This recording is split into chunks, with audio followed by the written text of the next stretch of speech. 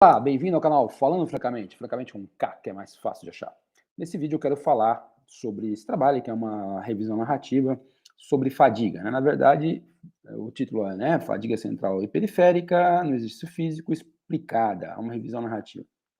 Esse trabalho traz essa figura aí, e basicamente esse trabalho se baseia, obviamente, as explicações, né, são a respeito dos pontos apontados nessa figura. Então, ele tem uma visão que tanto a fadiga central e periférica, ele, embora eles não digam exatamente isso,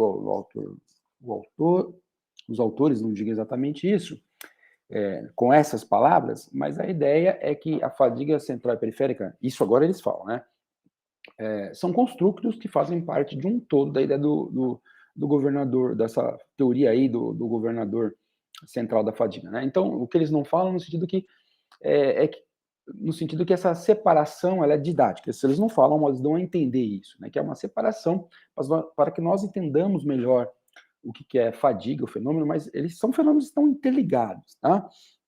Então, o que eles vão falando aí à medida que o trabalho avança? Bem, então, algumas coisinhas já dá para entender no abstract, né? Então, eles falam que a fadiga é multifatorial, então é um assunto que é muito investigado, mas ainda não é completamente entendido, porque são muitos mecanismos, como a gente pode ver aí, né? E é multicausal, e eles usam no trabalho uma expressão que é algo como relacionado à tarefa. Então, né, específica da tarefa. Então, como eles mencionam aqui, dependendo do tipo de exercício, o padrão de fadiga, quais componentes aqui, por exemplo, da fadiga periférica ou da central vão estar mais envolvidos, mudam em relação ao exercício, em relação a outros fatores, né, que eles vão falar, a gente vai falar um pouco. Então, ele fala aí fadiga central e periférica, são dois construtos que andam em uníssono, com a ideia aí da teoria do governador central, né? Essa teoria, ela vai falar que tanto os estímulos e as demandas físicas e psicológicas que vão afetar a ocorrência de fadiga ou não, estão sob tração, então, dessa ideia aí, desse sistema central que regula tudo, né? E essas informações vão para o governador central e voltam na forma de feedback. Aí ele vai falando que diversos fatores, por exemplo, essa parte aqui, né, fatores contextuais. Então, vários fatores existem que modulam a fadiga, de modo que, como ele fala aqui em algum momento, que a fadiga tem sido vista como subjetiva, né? Subjetiva porque dependendo do fator, tipo de exercício, sexo, tipo de exercício, sexo, contexto muda, né? Então ele vai explicar um pouco isso. Aí ele fala também, outra coisa assim, contexto, gênero, contexto, o gênero, sexo, contexto, a questão da ocorrência de fatores como a reação de luta ou fuga, ou a resposta de luta ou fuga, que ele vai falando, né? Então, aí ele começa, basicamente, lá na introdução do artigo, definir o que é fadiga. Ele dá duas definições, uma mais geral, né? Então, fadiga como uma quebra interna da homeostase, pensando na teoria do governador central. Uma quebra interna da homeostase, então você não consegue, né? Devido a uma demanda aumentada de estímulos, né, para a produção de energia. Então, tem algum estímulo implicando numa produção aumentada de energia e o organismo vai acabar não sendo capaz de manter isso. Então, como uma quebra interna da homeostase em consequência de uma maior demanda para a produção de energia por um estímulo externo, segundo ele fala. Aí ele fala também que ela pode ser geralmente definida como uma redução no desempenho relacionada com a dificuldade de manter uma tarefa de exercício, bem como a incapacidade dos músculos manter um nível específico de strength durante o exercício, né? Strength aí, se a gente pensar no uso do inglês, eles usam strength e force. Strength seria a capacidade de produzir a força, né? Então, da capacidade física. Aí ele fala, na ciência do esporte, o estímulo seria a atividade física levando ao acúmulo de metabólitos dentro das fibras musculares ou um comando adequado do sistema nervoso. Quer dizer, aqui ele já está dando uma certa explicação do que seria a fadiga central e a fadiga periférica. Ou seja, a fadiga periférica viria ali desde a junção neuromuscular para dentro da fibra, desde a transmissão do potencial de ação da fibra, toda a alteração dos íons, lá dentro cálcio, a formação de pontes cruzadas, né, e as vias metabólicas, as consequências da ativação dessa via. E no sistema nervoso central, estaria ligado às diferentes áreas do encéfalo sendo acionadas para o comando motor, para a produção do movimento, né? E aí, como essas coisas vão mudar em função do perfil de acúmulo de determinados neurotransmissores. Por exemplo, aqui, ele destaca muito a importância da serotonina acumulando implicando na fadiga, tá? Então, ele fala aí, o que mais? Fadiga ocorre devido ao comprometimento de um ou vários processos fisiológicos que permitem do músculo, por exemplo, né? Aí ele fala fatores dependentes da tarefa, né? É um processo gradual, varia completamente. Várias mudanças fisiológicas acontecem dentro e fora do músculo, enfim. Um tal de McKeown, um pesquisador, foi o primeiro a discutir isso em 2008, né? Então aí a fadiga central, uma ativação voluntária de músculos diretamente relacionado com a frequência ou sincronização dos motoneurônios, quer dizer, do drive do comando da parte central, tá?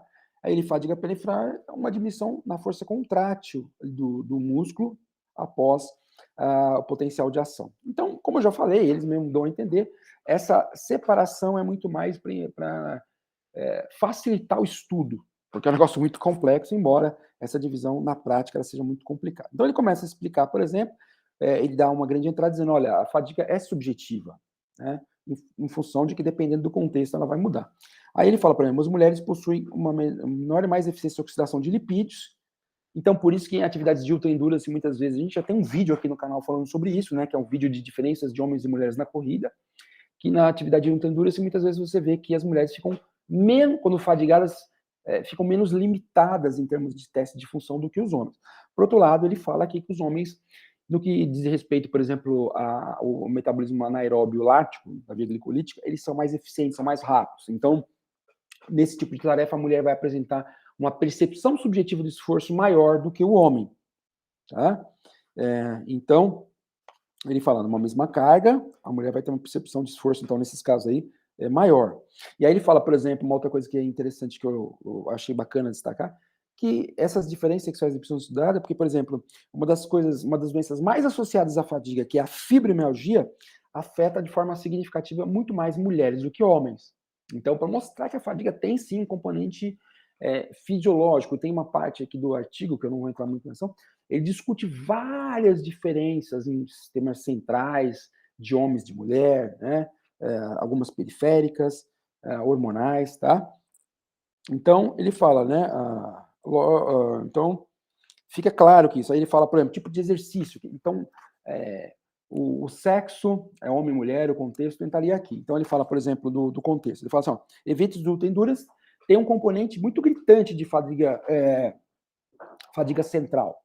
Já as atividades explosivas, de força absoluta, explosão rápidas, potência, elas têm um componente maior de fadiga periférica. Por outro lado, as atividades coletivas, esportes coletivos, têm um componente grande dos dois. Então, mostrando também o perfil aí de como o perfil de exercício pode mudar, né?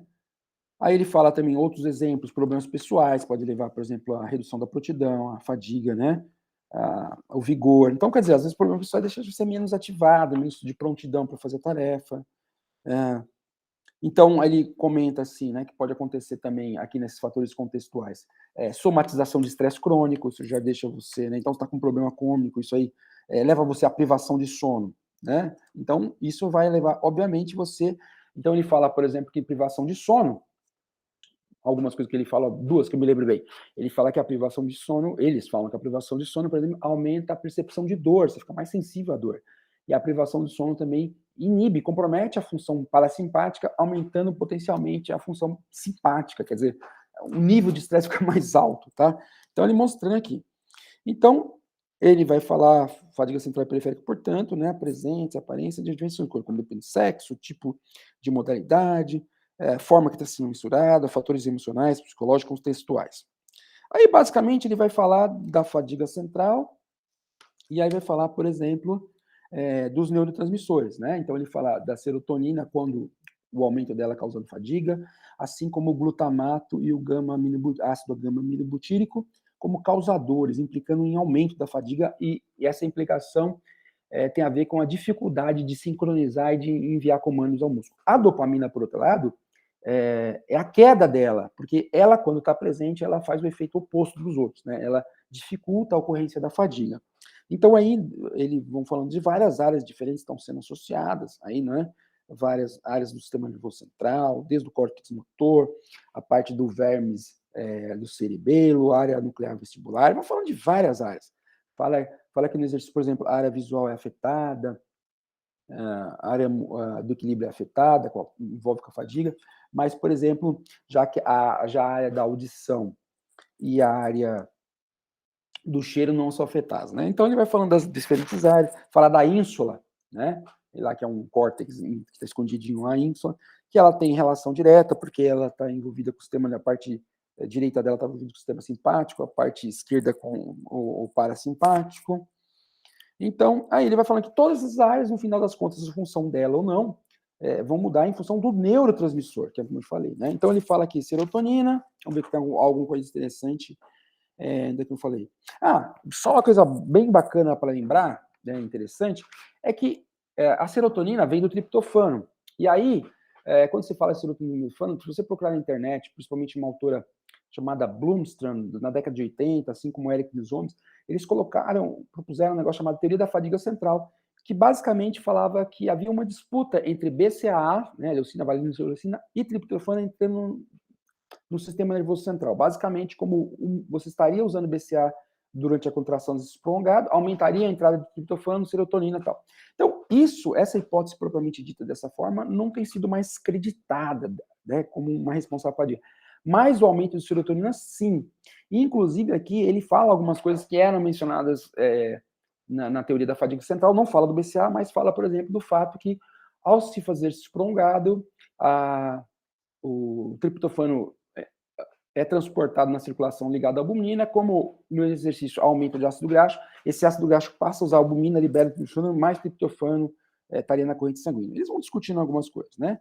Do ácido gama-aminobutírico, ele também, que nem eu falei, o aumento dele ali, no exercício mais... Então, normalmente, é uma coisa interessante, né, de todos esses três neurotransmissores implicados na fadiga, o ácido gama-aminobutírico, o glutamato e a serotonina, a presença deles em termos de fadiga central, ele dá um ponto aqui, começa a ficar mais evidente acima lá do OBLA, né?